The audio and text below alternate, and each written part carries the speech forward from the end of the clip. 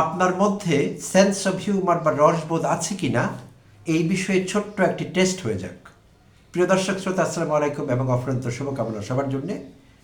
আমরা গত কয়েকদিন থেকে খুব সিরিয়াস মুডে আছি ত্রয়োদশ জাতীয় সংসদ নির্বাচনকে কেন্দ্র করে। তো গতকাল নির্বাচন হয়ে গিয়েছে, যদিও নানা রকম অভিযোগ উঠেছে, রেজাল্ট ইঞ্জিনিয়ারিং, ফল পাল্টানো, অভিযোগ পাল্টা অভিযোগ, নানা কিছুর মধ্য দিয়ে শেষ হয়েছে নির্বাচনটি ঠিকঠাক এবং ফলাফলও প্রকাশিত হয়েছে। তো তারপরও আমরা এখনও চোখ রাখছি স্ক্রিনে, নানা রকম বিশ্লেষণ শুনছি, বক্তব্য দেখছি, পরিস্থিতির উপর নজর রাখছি। তো এখনও কিছুটা সিরিয়াস মোডে আছি। তো এরই মধ্যে আমি আপনাদের একটু হাসাবার চেষ্টা করব। তো আমি নিজে হাসতে পেরেছি। তো যেটি বলছিলাম, ছোট্ট টেস্ট হয়ে যাবে আপনি হাসতে পারেন কিনা এই বক্তব্য শুনে। তো এই বক্তব্যটি বাংলাদেশের রাজনীতির একজন হেভি ওয়েট নেতা বলে পরিচিত, হাইলি ইনফ্লুয়েন্সিয়াল বলে তাকে বলা হয়। তিনি একটি বক্তব্য রেখেছেন আজ জুম্মার নামাজের পরে তার এলাকায়। তো সেই বক্তব্যটি শুনে আমি খুব হাসতে পেরেছিলাম। আমার জন্য বিনোদনের একটি উপায় হয়েছিল। তো আমি ভাবলাম যে আপনাদের সঙ্গে একটু শেয়ার করি এবং আপনাদের সেই সেন্স অফ হিউমার টেস্টই হয়ে যাক, আছে কিনা আপনার মধ্যে সেটি। তো যদি আপনি হাসতে না পারেন তাহলে কিন্তু দুঃসংবাদ আছে আপনার জন্য। তার মানে আপনার পর্যাপ্ত পরিমাণে সেন্স অফ হিউমার নেই এবং সেটি বাড়ানো যাবে কিনা আই এম নট শিওর। তো শুরু করি মূল বক্তব্যে। তো ইতিমধ্যে আপনারা আন্দাজ করে ফেলেছেন কার বিষয়ে বা কী সম্পর্কে আমি কথা বলতে যাচ্ছি। তো এখানে ক্যারেক্টার দুটো, নাসিরউদ্দিন পাটোয়ারি এনসিপি নেতা এবং জামায়াত নেতৃত্বাধীন 11 দলীয় জোটের প্রার্থী, এবং আরেকজন হলেন বিএনপি জোট প্রার্থী, বিএনপি নেতা, heavy weight, high profile, influential, যা কিছু অ্যাডজেক্টিভ আছে তার নামে অনেকে লাগিয়ে থাকেন, মির্জা আব্বাস সাহেব। ঢাকা 8 আসনের প্রার্থী এরা দুজনই। তো নির্বাচন চলছিল গতকাল ঠিকঠাক।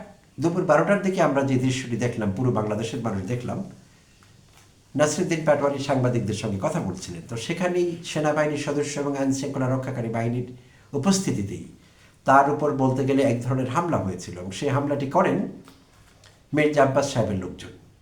পরবর্তীতে যদিও আইন শৃঙ্খলা রক্ষাকারী বাহিনী পরিস্থিতি নিয়ন্ত্রণে নেন।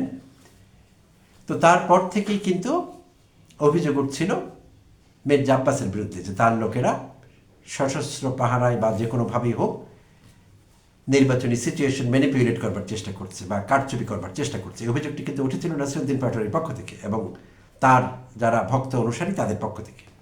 তো দিন গড়িয়ে চলছিল, ভোট কাস্টিং হচ্ছিল। এক পর্যায়ে নাসিরউদ্দিন পাটোয়ারি কিন্তু রিটার্নিং কর্মকর্তার দপ্তরে গিয়ে অভিযোগ দায়ের করেছিলেন যে নির্বাচন ঠিকঠাক হচ্ছে না এবং কারচুপি হচ্ছে, রেজাল্ট ইঞ্জিনিয়ারিং হচ্ছে বা এরকম অভিযোগগুলো তিনি করেছিলেন। এবং ইন্টারেস্টিংলি মির্জা আব্বাস সাহেবের ওয়াইফ আসমা আব্বাসও কিন্তু রিটার্নিং কর্মকর্তার কাছে গিয়ে একই ধরনের অভিযোগ করেছেন। তো যদিও হাস্যকর, দুই পক্ষ থেকে একই ধরনের অভিযোগ করা হয়েছে, পাল্টা অভিযোগ পাল্টা অভিযোগ। তো যাই হোক, পরিস্থিতি যেহেতু এভাবে এগোচ্ছিল, তো পুরো দেশ থেকে মানুষ চোখ রাখছিলেন ঢাকা 8-এর উপর। যে কয়টি আসনের উপর মানুষের চোখ ছিল, ঢাকা 8 অন্যতম ছিল।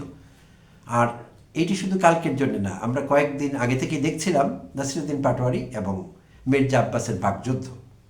সামাজিক যোগাযোগ মাধ্যম একেবারে ছেয়ে ফেলেছিল তাদের বাকযুদ্ধ এবং এটি যথেষ্ট বিনোদনের কারণ হয়েছিল অনেকের জন্যে। অনেকে টম অ্যান্ড জেরির সঙ্গে তুলনা করেছিলেন।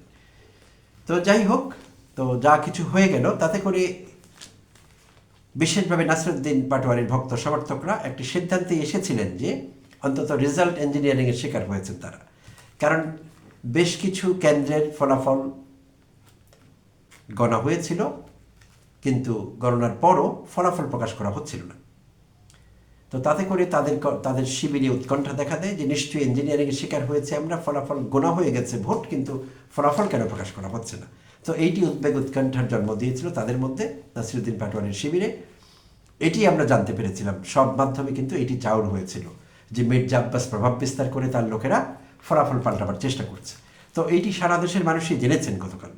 আমি সত্য মিথ্যা এই বিষয়ে আমার রায় দেওয়ার কোনো সুযোগ নেই, বাট এরকমই একটি আলাপ এবং এরকমই একটি ধারণা গতকাল কাজ করছিল অনেকের মধ্যে। তো আজ জুমার নামাজের পর মির্জা আব্বাস সাহেব তার নিজ এলাকায় শাহজাহানপুরে তার পারিবারিক কবরস্থান জিয়ারত করছিলেন। তখন সাংবাদিকদের সঙ্গে তিনি কিছু কথা বলেন নাসিরউদ্দিন পাটোয়ারি সম্পর্কে। তিনি প্রশ্ন তোলেন যে পাটোয়ারির অত ভোট তো নেই, তাহলে অত ভোট পেলেন কি করে? নিশ্চয়ই রেজাল্ট ইঞ্জিনিয়ারিং করেছেন। তো যেই অভিযোগটি গতকাল তার বিরুদ্ধে উঠেছিল এবং অনেকে বিশ্বাস করতে শুরু করেছিলেন, সেই অভিযোগটি তিনি আজ করলেন সাংবাদিকদের কাছে নাসিরুদ্দিন পাটোয়ারি সম্পর্কে, যে Nasiruddin Patwari election result engineering করেছেন, না হলে এত ভোট পাবার কথা ছিল না। তো আমার কাছে বেশ মজা লেগেছে বিষয়টি। আমি আমোদিত হয়েছি, বিনোদিত হয়েছি, সোর্স অফ এন্টারটেনমেন্ট বলে গণ্য করেছি। কেন? কারণ মির্জা আব্বাসকে একজন সিজন্ড বা ভেটারান পলিটিশিয়ান হিসেবে গণ্য করা হয়। তার রাজনীতিতে যত বছর ধরে তিনি আছেন, তিনি প্রেসিডেন্ট জিয়াউর রহমানের হাত ধরে তার বিএনপিতে রাজনীতির হাতে খড়ি। তো তিনি উল্লেখ করেছেন যে তিনি জিয়াউর রহমান, বেগম খালেদা জিয়া হাত ধরে রাজনীতি করে এখন তিনি তারেক রহমানের সঙ্গে রাজনীতি করছেন। প্রাউডলি তিনি এই কথা বলেছেন। তো এমন অভিজ্ঞ একজন রাজনীতিবিদ তিনি অভিযোগ করছেন যে পাটোয়ারি এত ভোট কী করে পেল, এবং ইঞ্জিনিয়ারিংয়ের অভিযোগ তুললেন।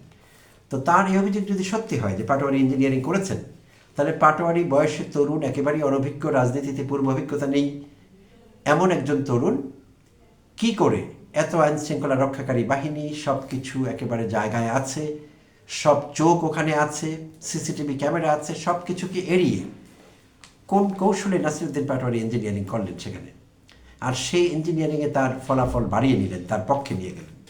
আর যদি সেটি হতোই তাহলে তিনি পাশ হতে করতে পারতেন। নিশ্চয়ই ইঞ্জিনিয়ারিং অর্ধেকে ছেড়ে দেননি, যদি ধরে থাকেন তাহলে পুরোটাই শেষ করতেন, কোনোভাবে ভোট সংখ্যা বাড়িয়ে দেখিয়ে তিনি পাশ করে দিতেন। তো তিনি তো পাশ করেননি। তিনি মির্জা আব্বাসের সঙ্গে তার ভোটের ব্যবধান হয় 5,000। মির্জা আব্বাস পেয়েছেন 59,000 ভোট আর পাটোয়ারি পেয়েছেন 54,000 ভোট, 5,000-এর মতো ভোটের ব্যবধান। তো এই ব্যবধানও তো তিনি ঘুচিয়ে দিতে পারতেন ইঞ্জিনিয়ারিংয়ের মাধ্যমে, তিনি সেটি করলেন না কেন? আচ্ছা, না করার পরও মির্জা আব্বাস অভিযোগ তুলেছেন। তো আমি খুব অবাক হয়েছি, কারণ এই মানুষটি তাহলে এত বছর কি করেছেন? এই তার রাজনীতি? তিনি যদি নিজেকে হেভি ওয়েট মনে করেন, অভিজ্ঞ রাজনীতিবিদ মনে করেন, তাহলে তার দরকার হতো, তার যদি দম থাকে, নাসিরুদ্দিন পাটোয়ারিকেও অভিনন্দন জানানো। কীরকম যে তুমি একজন অনভিজ্ঞ মানুষ হিসেবে আমার সঙ্গে যে ফাইট দিয়েছ, সেই ফাইট সত্যিকার অর্থে চ্যালেঞ্জিং ছিল আমার জন্যেও। যদিও তুমি নতুন, আমি অনেক পুরনো অভিজ্ঞ, বাট তুমি যে ফাইট আমাকে দিয়েছো, তোমার সঙ্গে আমার যে ভোটের ব্যবধান হয়েছে, সেটি ভাবনায় ফেলে দেয় আমাকে এবং চিন্তা করবার মতো। তুমি খুব ভালো করেছো, জিততে তুমি পারোনি, কিন্তু তুমি আমাকে ধরে ফেলেছো এবং আমি এটিকে চ্যালেঞ্জিং মনে করছি, এবং সেই জন্য তোমাকে অভিনন্দন। তুমি একজন যোগ্য প্রার্থী ছিলে, আমার যোগ্য প্রতিদ্বন্দ্বী ছিলে। তো এই কথা যদি বলতে পারতেন তাহলে একজন প্রকৃত রাজনীতিবিদের মতো কাজ হতো। তিনি তো সেটি বলতে পারলেন না, না বলে তার বিরুদ্ধে ফলাফল ইঞ্জিনিয়ারিংয়ের অভিযোগ আনলেন। তো আমি যেটি বলছিলাম যে আমি আসলে রাগও হয়নি, অবাকও হয়নি, আমার হাসি পেয়েছে। কেন হাসি পেয়েছে? তার অন্তঃসার শূন্যতা দেখে। তিনি জাস্ট যে প্রমাণটি দিলেন যে তার রাজনীতি, তার অভিজ্ঞতা সব কিছু অন্তঃসার শূন্য, একটি বিশাল শূন্য। আমি এখানে কোনো অর্জন দেখি না। এই অভিযোগ তিনি করতে পারেন না, এতটাই খেয়ালও হয়েছে যে সেটি আর বলার মতো না। আর শুধু এটিই না, এখানে প্রসঙ্গক্রমে বলে রাখি, তার এলাকায় তার কেন্দ্র, তার মায়ের নামে প্রতিষ্ঠিত যে কলেজটি, সেই কলেজ কেন্দ্রে কিন্তু তিনি ভোট কম পেয়েছেন পাটোয়ারির চাইতে। তাহলে পাটোয়ারি সেখানে কি করে ইঞ্জিনিয়ারিং করলেন? তাহলে তো পাটোয়ারি তার ঘরে ঢুকে গিয়েছেন। তাহলে সেই অর্থে মির্জা আব্বাসের তো রিটায়ার করবার সময় এসে গেছে।